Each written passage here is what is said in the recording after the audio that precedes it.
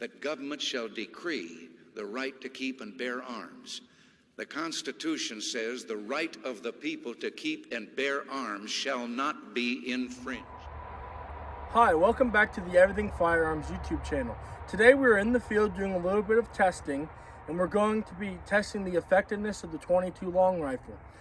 Recently, in some of our comments we have been receiving, some people claiming that the 22 is not effective. So today we're going to put that to the test. Ammunition we're going to be using today is Winchester Super X Hyper Velocity hollow points in the 40 grain. And for that test, we are going to be shooting spam to act as body tissue, and we're also going to be shooting water jugs to simulate lung penetration. So with that, we'll get right into the video.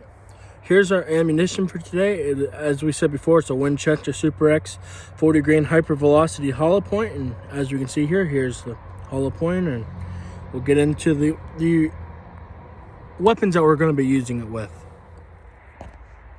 I'm Caleb here with Everything Firearms, and I'll be doing the handgun demonstration. This right here is a Ruger Single 6. We'll give you a close-up of it as well.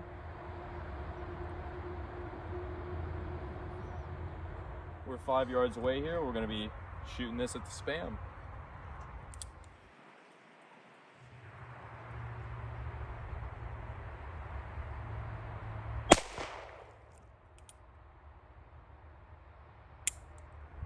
Okay, as you can see here, Caleb hit it pretty center. If you look at the back here, extraction, it definitely opened up and did its job. So I'd say that was a pretty effective wound channel there. For our rifle demonstration from 40 yards, we're going to be using my Remington 572 Fieldmaster. It's your typical little 22 pump rifle, and we're going to shoot this from about 40 yards away, and we'll see what kind of results we get.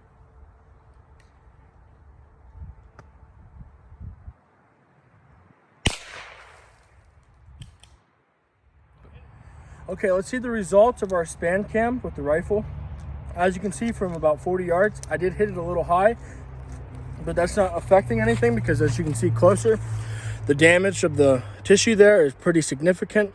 So, I mean, overall, I think of any of these two tests so far, if anybody is doubting the 22's effectiveness, I would say I wouldn't underestimate the 22. So, next we'll show you a clip of the two cans side by side of the two spams. Well, you know, one from 5 yards away and one from 40 yards away, one with the rifle, one with the handgun, and we'll show you the damage comparison. You can see on the right here, we have the one from the pistol, and the one from the rifle opened up a little bit more. Maybe that's because of the higher velocity, I don't know. Rifle did a little bit more work, as it should. We're gonna shoot the water jugs now with the hollow point to see what kind of damage it might cause to the lungs.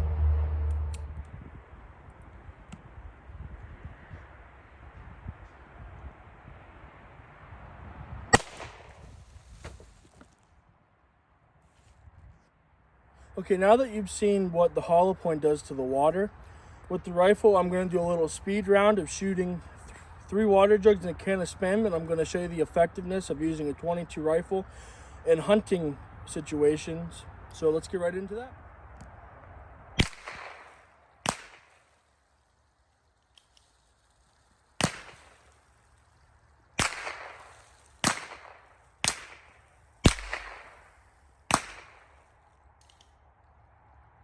As you can see from our tests, if you did have to carry a 22 for self-defense, with hollow points, it would definitely work well. The spam, we got great expansion in. Same for the water jug, as expected though, not a hard target. As a last resort, I think it would be a fine option, nothing wrong with it. It definitely does some damage. So overall, from a standpoint of using a rifle for hunting, I would say so far with the hollow point on the spam cam, we got great expansion there. It would expand on anything you would be using to hunt it with, whether it be a squirrel or whether it be any other form of small game. If you're competent with that shot, as you know, in most jurisdictions, deer hunting is not legal with your normal 22. So make sure you abide by your local jurisdictions and your state game land laws, and go out and enjoy yourself with a little 22. In terms of hunting, when you look at lung expansion, you can see it did expand a little bit there. This was shot with a Remington Thunderbolt, so that was also in the speed round there.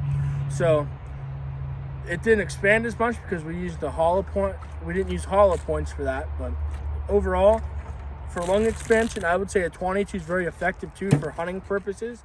Okay, overall, what can we conclude from this presentation? I think the first thing we can conclude is if you're in a last resort situation, and the only thing you have is a 22 for carrying purposes, I think it's effective using the right ammunition. From a hunting perspective, I think that if it's legal and you're in the right jurisdiction for it and you are going to use it, a 22 can be effective for hunting purposes.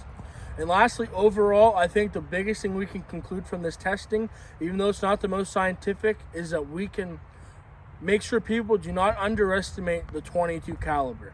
Thank you for watching the Everything Firearms YouTube video. If you like the content, please hit the subscribe button and we'll see you on the next video. This has been a production by Everything Firearms, and thank you for watching.